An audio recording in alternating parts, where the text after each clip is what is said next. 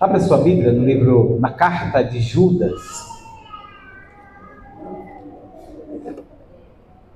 Se você abrir lá em Apocalipse, isso é voltar. Um livro antes de Apocalipse, você vai ver aí a carta de Judas.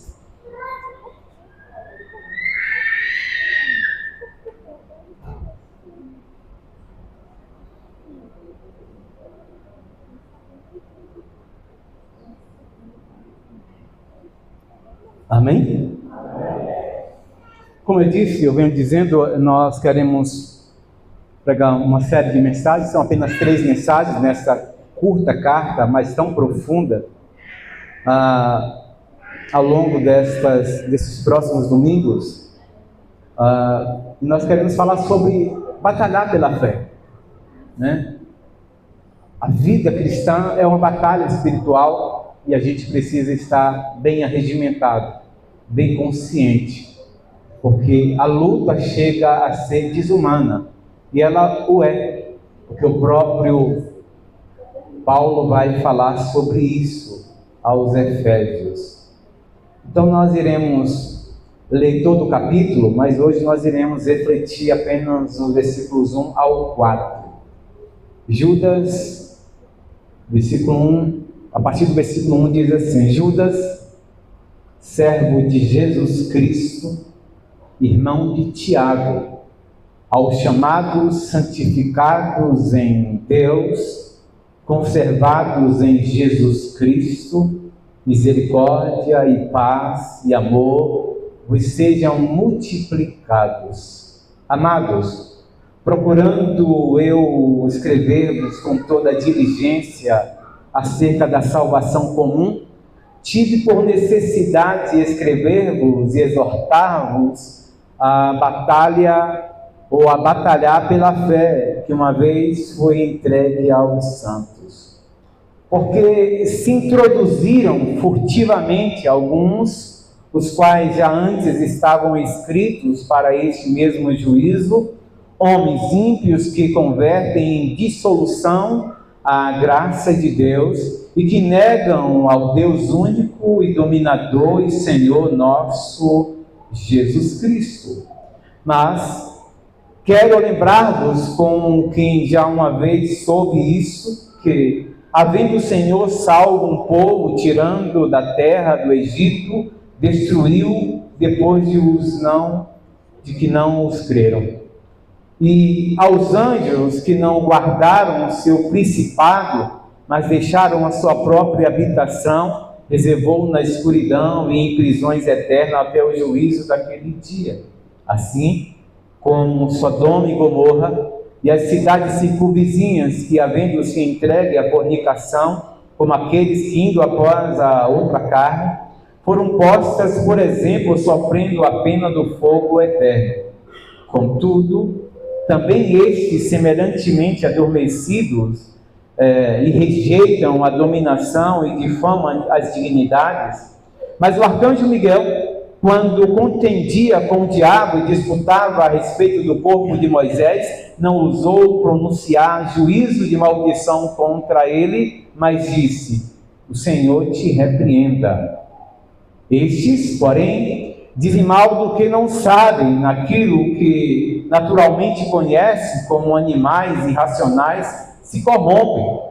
Ai deles, porque entraram pelo caminho de Caim e foram levados pelo engano do prêmio de Balaão e pereceram na contradição de Coré. Estes são manchas de vossas festas de amor, banqueteando-vos convosco e apacentando-se a si mesmos, sem temor, são nuvens sem água, levada pelos ventos de uma para outra parte, são como árvores múscaras e frutíferas, 2 vezes mortas, desarraigadas, ondas impetuosas do mar que espumam em suas mesmas abominações, estrelas errantes, para as quais está eternamente reservada a negrura das trevas. E destes profetizou também Enoque, o 7º depois de Adão, dizendo: eis que é vindo o Senhor com milhares dos seus santos,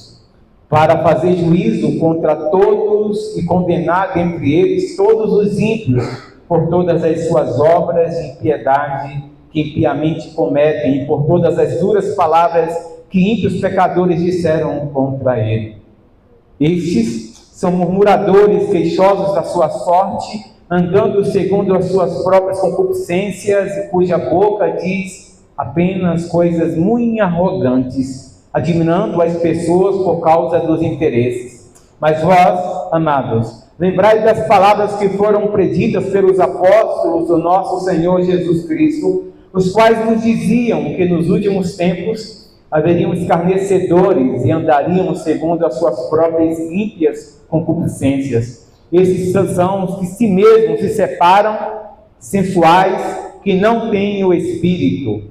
Mas vós, amados, edificando-vos a vós mesmos sobre a vossa santíssima fé, orando no Espírito Santo, conservai-vos a vós mesmos no amor de Deus, esperando a misericórdia do nosso Senhor Jesus Cristo para a vida eterna. Apiedai-vos de alguns usando discernimento, e salvai-vos alguns com temor, arrebatando-os do fogo, odiando até a túnica manchada da carne. Ora, aquele que é poderoso para vos guardar de tropeçar, e apresentai-vos irrepreensíveis com alegria perante a sua glória, ao Deus único, sábio, Salvador, nosso Senhor, seja a glória e a majestade, o domínio e o poder, agora e para todos sempre. Amém. Voltando aos primeiros 4 versículos, para ficar bem na mente dos irmãos, aquilo que vamos ministrar nessa noite, Judas, servo do Senhor Jesus Cristo, ele começa então a falar aqui e apresentar-se. Na verdade, a carta de Judas é uma das cartas mais urgentes do Velho ou do Novo Testamento. Embora ela seja tão pequena, apenas um capítulo, que a gente lê em instante, ela nasce em um contexto de total crise espiritual. E Judas, então, vai falar contra os falsos mestres. Ele disse que estava, na verdade, querendo falar sobre a fé comum, trazer uma palavra de edificação. E diante dessa crise, diante desse contexto tão tenebroso, dessa batalha espiritual, ele vê a necessidade de aprofundar e exortar a igreja para que entendesse quem a igreja é, quem havia chamado a igreja e para o que o Senhor havia salvado cada crente. E diante do que está acontecendo, Judas foi constrangido pelo Espírito a mudar o conteúdo da sua carta. Ele queria falar sobre a fé comum, né?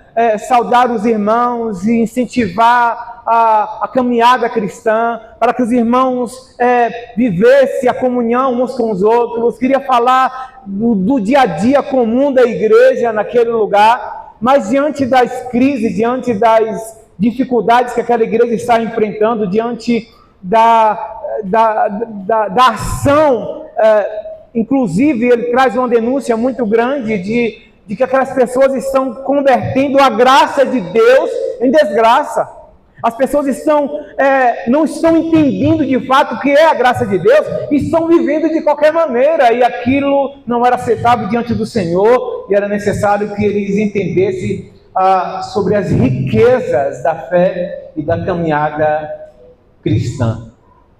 E antes de falar sobre esta batalha cristã, essa batalha da fé, Judas fala da identidade. Isso é, Judas vai profundamente escrever o significado da identidade de cada crente da igreja diante do Senhor. Aliás, nós, ao longo dessa semana, pensando nessa mensagem, nesse texto, nós pensamos então em uma pequena história que nós lemos, e deixamos os irmãos a imaginar um soldado, né? Um soldado em uma guerra em uma guerra e ele está nessa guerra e ele vê os estrondos das bombas, os tiros, a comunicação entre eles, entre os soldados, não está muito boa, não se entende muito o que está sendo dito, o que está acontecendo lá mais na frente, o que está acontecendo mais nas trincheiras, e ele olha e vê que alguns dos seus colegas soldados já desistiram, já recuaram, e ele está confuso, ele está em dúvida, e ele olha e pergunta: será que vale a pena continuar nessa guerra? Será que de fato eu estou do lado certo? Será que eu estou fazendo a coisa certa? Até que ele olha diante das suas dúvidas, das suas inseguranças, diante daquela guerra e vendo pessoas recuando, soldados recuando, outros já tinham deixado mesmo a guerra, outros já tinham sucumbido, na verdade, diante daquela guerra. Ele, então, naquelas dúvidas, ele leva a mão ao peito e ele sente aqui bordado o seu nome, né? O seu pelotão e também o seu tipo sanguíneo. E ele lembra quem é o seu general, ele lembra de como ele era querido, de como ele foi chamado, de como ele foi arregimentado e qual foi a missão que ele foi enviado para aquela guerra. E ele vê o seu nome, ele vê a sua patente, ele sabe quem ele é, e ele inclusive tem bordado na sua farda, bordado no seu uniforme de guerra, o seu tipo sanguíneo. E ele olha para o cenário não muda, mas ele sabe exatamente quem ele é, o que ele está fazendo ali, e quem foi que chamou ele. A vida cristã é assim. A vida cristã, de fato, é essa batalha espiritual, irmãos. E ela é descomunal, ela não é humana. E o apóstolo Paulo fala sobre essa guerra espiritual. E ele diz: olha, vocês devem saber que não é contra carne e sangue que vocês devem batalhar, mas contra principados e potestades. A nossa batalha, ela não é humana, é sobre-humana. Mas nós somos arregimentados, nós somos chamados pelo Senhor, e Ele nos ama, Ele foi capaz de dar sua vida por nós, e Ele nos chamou para esse batalhão, para essa guerra espiritual, mas Ele já nos garantiu a vitória. Ele já nos garantiu a vitória. E nós queremos pensar um pouco nessa batalha espiritual saudável, e ela começa aqui nesse texto com a identidade do soldado, a identidade da igreja. E olha só que Judas, na própria apresentação dele, irmãos, já traz-nos uma informação importantíssima, e ele escreve da seguinte maneira: Judas, né? Judas, amados, Judas, servo de Jesus Cristo, irmão de Tiago, aos chamados, santificados em Deus Pai, conservado em Jesus Cristo, misericórdia e paz e amor lhes sejam multiplicados. Eu gosto sempre de chamar atenção para isso, que quando a gente sabe quem a gente é em Cristo Jesus, a gente vai ouvir acusações, a gente vai ouvir levantes, a gente vai lidar com diversas situações, a gente sabe quem a gente é em Jesus. Você olha para o Novo Testamento, você vê que todos os apóstolos que vão se referir a esse Judas aqui, que era meio irmão de Jesus, ele era filho de Maria e de José, né? E ele era meio irmão de Jesus, e todos que vão falar de Judas falam assim: olha, Judas, o não Iscariotes. Ou seja, todas as vezes que alguém vai falar desse Judas aqui, que não é o Iscariotes, não é o que traiu Jesus, todos os apóstolos vão escrever sobre esse Judas, dar referência sobre esse Judas, falam assim: olha, eu estou falando de Judas, mas não é aquele que traiu Jesus, não é aquele que tem um caráter duvidoso, não é aquele que que só pensava em si mesmo. Não é aquele que beijou Jesus e entregou às autoridades. Não é aquele que vendeu Jesus. Não.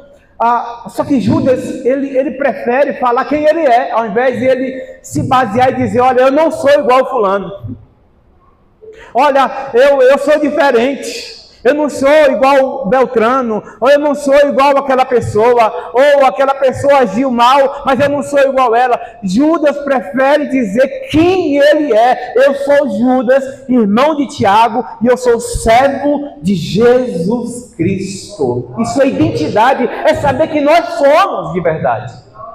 E aqui, nós temos aqui, e ele vai falar não somente da sua própria identidade ao escrever para a igreja, olha, eu sou Judas, eu sou servo de Jesus Cristo, eu sou irmão de Tiago, eu sou servo do Senhor, portanto, se eu sou servo de Jesus Cristo, eu sou também irmão de vocês, eu sou na mesma fé, eu batalho na mesma fé, e eu sei o que vocês vivem.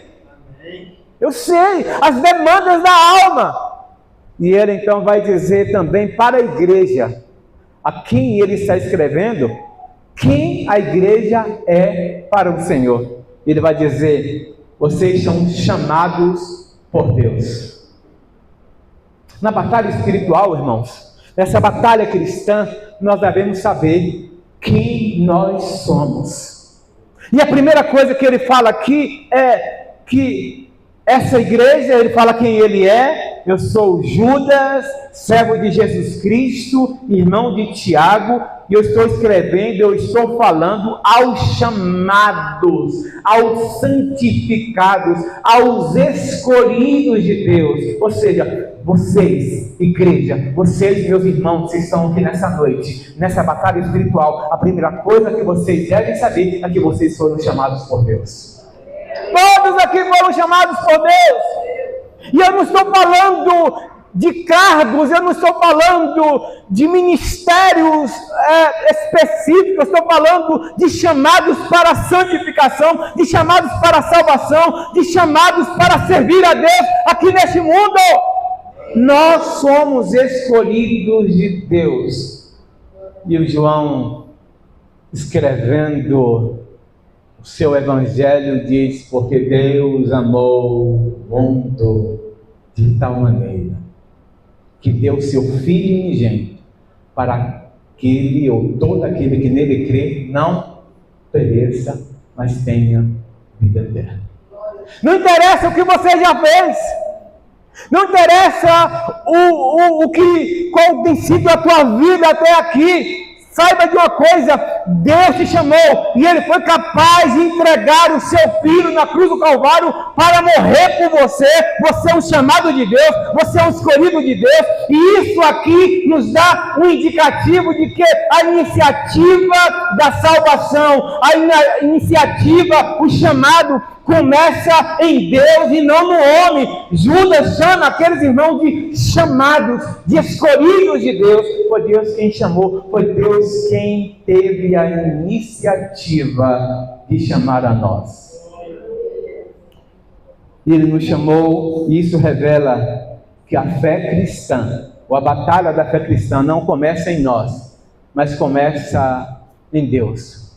Deus olhou para nós, e apesar dos nossos defeitos, Deus olhou para nós, e apesar das nossas deficiências, sejam elas físicas, morais, espirituais, Deus olhou para nós, e olhou-nos e nos viu pecadores, perdidos, desiludidos, nem mesmo tinha consciência do quão vil, do quão pecador era. Deus então chamou, abriu o nosso entendimento e fez nos entender que nós somos alvos do seu amor, chamados para ser santos, para servi-lo. Portanto, a nossa identidade começa em saber quem foi, quem nos chamou. Foi Deus. Amém, Jesus. Glória a Deus. Jesus falando aos discípulos, se dirigindo àqueles 12 especificamente, né? De novo, João escreve sobre isso, e Jesus olha para os seus discípulos que estão ao seu redor, e diante de uma grande multidão, Jesus disse para eles: não foram vocês que escolheram a mim, Foi eu quem escolhi vocês e vos indiquei, vos designei para que vocês possam ir e dar fruto e o vosso fruto permaneça, a fim de que o Pai seja glorificado. Nós fomos chamados por Deus, irmãos, para servir a Deus. Essa é a nossa identidade. Eu sou chamado, eu sou escolhido, eu fui introduzido no plano salvífico de Deus. Eu fui colocado lá. Você é chamado de Deus. Mas por que Deus nos chamou? Judas vai falar ainda mais. Nós não somente somos chamados por Deus, mas nós também, ainda no versículo 1, ele vai dizer exatamente o seguinte: santificados por Deus, amados por Deus ou conservados em Deus. E eu desejo que a misericórdia, a paz e o amor sejam multiplicados. Ou seja, o que Judas está dizendo aqui é que faz parte da nossa identidade, e é interessante, é importantíssimo, é de salutar importância, que nós saibamos não somente que nós fomos chamados por Deus, mas nós saibamos sobretudo o porquê Deus nos chamou. Foi por seu amor, porque Ele nos ama. Ele nos ama, e de novo, a segurança da fé está justamente nessa eleição, nesse chamado de Deus. Essa batalha travada, essa batalha que é travada muitas vezes no medo, né? E a gente trava muitas batalhas somente pelos medos, e a gente esquece de lembrar que na verdade Deus nos chamou por amor. Quantas e quantas vezes na história, principalmente nos irmãos mais vividos aí, de pessoas que na verdade deixaram de fazer coisa por medo de ir para o inferno, quando na verdade nós devemos de fazer e renunciar a tanta coisa, por saber que nós somos amados e nós vamos para o céu, por causa do chamado de Deus. Nós somos escolhidos pelo Senhor. Essa consciência de ser amado por Deus causa não somente confiança, mas causa também, produz em nós essa ousadia de saber que nós somos mais do que vencedores. Munido disso, e eu sempre cito esse texto do apóstolo Paulo, né, aos Romanos, ele vai falar, ele vai elencar um monte de coisa que pode talvez produzir em nós a desconfiança, o medo de que Deus não vai nos amar, e que essas coisas, essas lutas, essas batalhas, essas dificuldades, essas investidas talvez possa causar em nós a dúvida se Deus continua nos amando apesar daquilo. E Paulo vai então reafirmar: porque nem a morte, nem a vida, nem principado, nem potestade, nem coisas do presente, nem do futuro, nem altura ou profundidade, nada, exatamente nada poderá nos separar do amor de Deus que está em Cristo Jesus. Nós somos chamados por Deus, mas faz parte também da nossa identidade, não somente essa consciência de que nós fomos escolhidos, chamados, eleitos pelo Senhor, mas nós devemos saber também o porquê Deus nos chamou, porque Ele nos ama. E Ele provou o seu amor para conosco quando nós éramos ainda pecadores. Não é agora, porque agora eu estou convertido, porque agora eu estou na igreja, porque agora supostamente eu faço tudo certinho, porque agora eu vivo na honestidade, porque agora eu vivo em santidade, porque agora eu faço, porque agora eu me comprometo, porque agora eu me comporto, porque agora eu faço isso, é que Deus me ama. Não, antes de você ser tudo isso que você é hoje, Ele te amou e te chamou. Ele foi capaz de entregar o seu filho na cruz do Calvário voluntariamente, para que nós fôssemos salvos. Tudo por causa do seu amor. Tudo porque Ele nos amou primeiro. Ele nos amou primeiro. Amém. Por último, fazendo parte da nossa identidade, a identidade dos crentes, quem somos nós para Deus? Nós somos chamados por Deus. Nós somos amados por Deus. E por último, ainda no versículo 1, nós somos guardados por Deus. E ele diz o seguinte: conservados. A minha versão diz conservados. Outra versão vai dizer guardados em Jesus Cristo. Guardados por Deus na pessoa bendita de Jesus. A perseverança dos crentes é fruto da preservação divina, né? Tem uma doutrina chamada perseverança dos santos, né?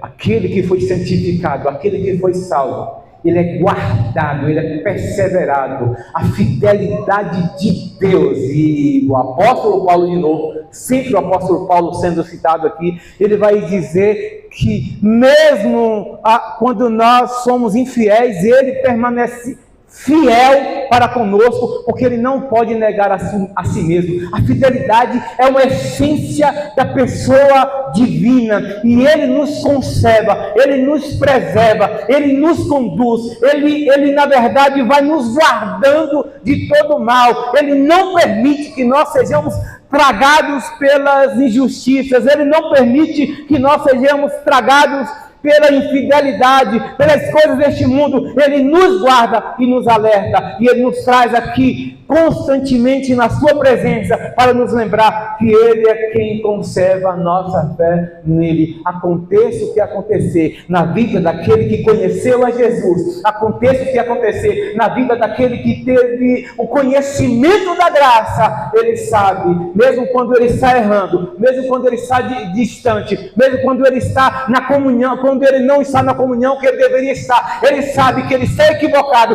e ele precisa voltar. E isso é o amor de Deus o conservando. Isso é o amor de Deus lhe trazendo a consciência de que ele não pode estar em outro lugar senão na presença de Deus, que ele não pode agradar a ninguém senão agradar a Deus. Ele não pode ser bem sucedido em lugar nenhum se ele não ser preservado, se ele não for conservado na fé, na pessoa bendita de Jesus.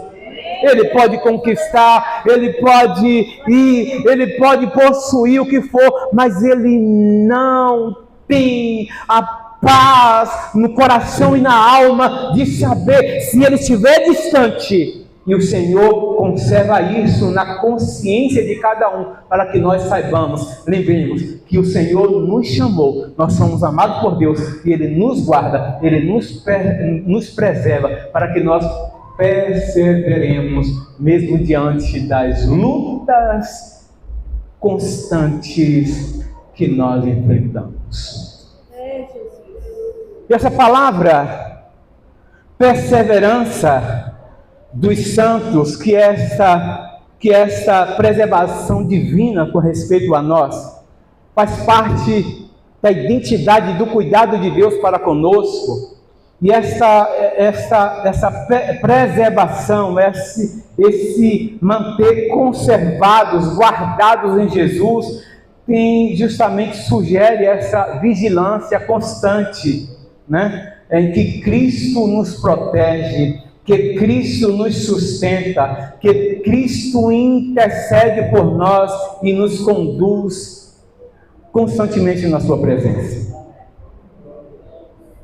O que eu quero dizer, irmãos, se nós estamos firmes aqui na fé, se nós estamos firmes na presença de Deus, é por causa do amor de Deus, é por causa da graça do Senhor que nos alcançou.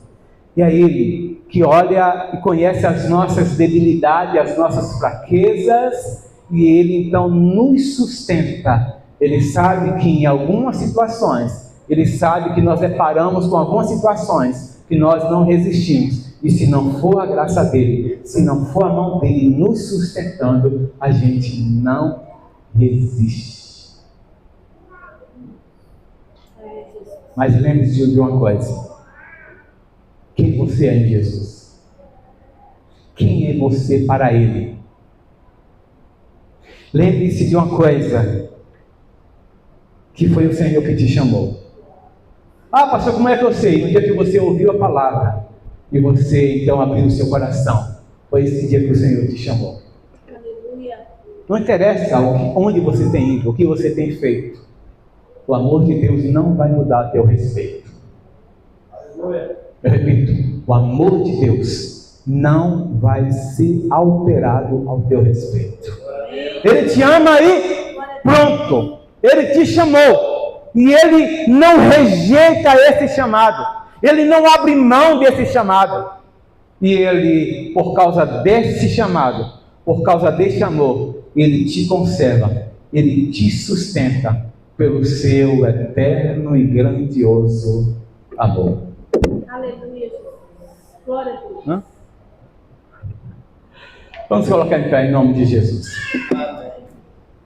Glória a Deus. Aleluia. A verdadeira fé, ela